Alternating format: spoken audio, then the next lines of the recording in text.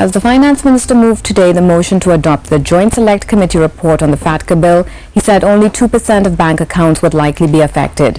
As reporter Melissa Dasrath tells us, today's sitting was as eventful and entertaining as past debates on this bill. The motion to adopt a Joint Select Committee report on the Tax Information Exchange Bill 2016 got off to a rocky start.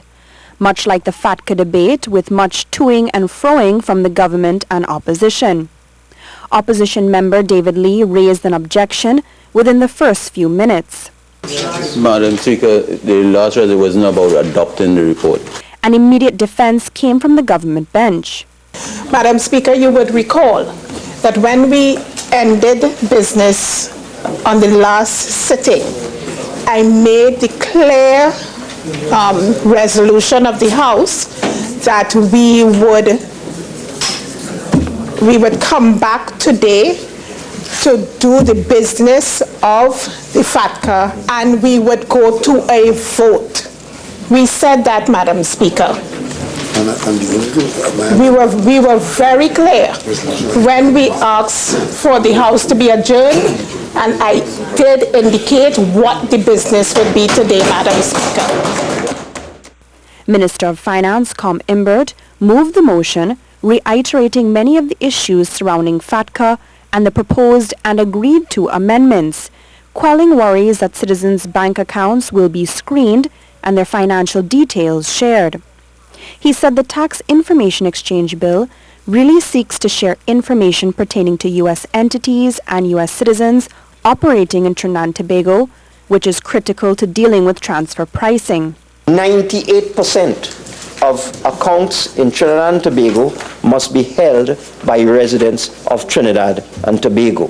And therefore, it is only 2%, a potential 2% of accounts in Trinidad and Tobago that could be affected. The bill, which requires a 3/5 majority, needs opposition support to be passed in the Parliament.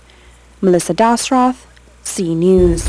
The opposition leader Kamla Persad-Bissessar wants the Tax Information Exchange Agreement Bill 2016 to be recommitted to a committee stage to consider an amendment to the FATCA legislation.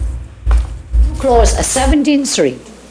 A reporting financial institution must notify each individual, reportable person, or individual specified U.S. person that information relating to that person, which is required to be reported under this Act and will be transferred to the Secretary of the Treasury of the U.S. of America, the notification requirement.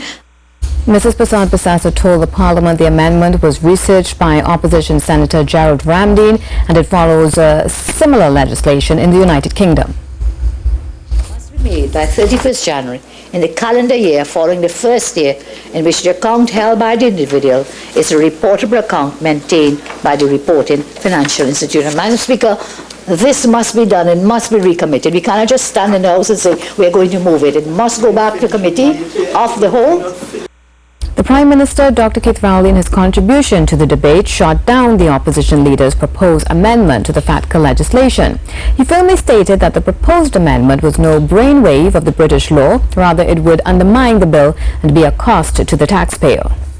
No way I'm agreeing to that expense on their back. So that kind of clause. It is then that it was okay.